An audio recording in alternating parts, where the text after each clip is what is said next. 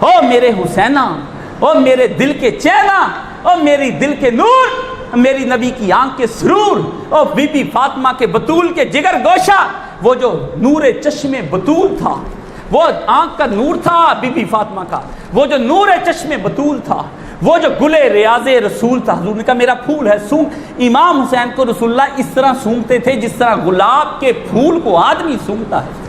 یہ بخاری شریف ہے، ہما ریحانتی، میرے دو پھول دنیا کے، یہ شیما رسول اللہ صلی اللہ علیہ وسلم۔ حضور سونگتے، کبھی حسن کو سونگتے گلاب کا پھول، دوسرا گلاب کا پھول حسین کو سونگتے۔ نبی کو خوشبو آتی حسین سے، لوگوں کو خوشبو آتی محمد رسول اللہ کے بدن سے۔ اتنا متطیب پاک لوگ رسول کو سونگ رہے ہیں۔ لوگ رسول جاتے ہیں تو گلیوں سے رسول کی خوشبو کے ذریعے سے راستہ ناپتے ہیں۔ لوگ پسینوں کے ذریعے سے، بخاری میں آتا ہے حضور کا پسینہ خوشبو میں ڈالتے دنیا کی اعلیٰ خوشبو بن جاتی ہے۔ سرکار جس کو ہاتھ ملا لے کئی دن خوشبو ہاتھ سے نہیں جاتی ہے۔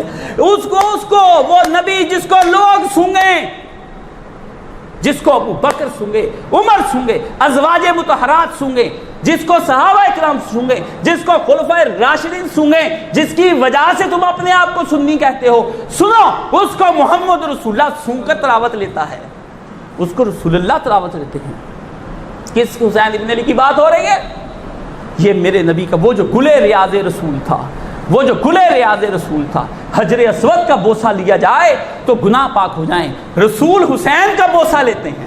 وہی ہونٹ رسول کے کبھی حجر اسود کو لگتے ہیں تو فرماتے ہیں حجر اسود تم کسی کا کچھ نہ بگاڑ سکتے ہو نہ سنوار سکتے ہو، لیکن حسین کا بوسہ لینے کے بعد کہتے ہیں اللہ اس سے پیار کر جو اس سے پیار کرے، اس سے بغض رکھ جو ان دونوں سے بغض رکھے۔ لعنت ہے تم پر، تمہارے جینے پر۔ ممبر بھی ملا تو حسین ابن علی کے نہ دیکھا، یزید کے باپ کا ممبر اور یزید کا ممبر ڈھونڈو، یزید کے باپ کا اور اس کے یزید کا ممبر ڈھونڈو، حسین ابن علی کے نانا کے ممبر کو چھوڑ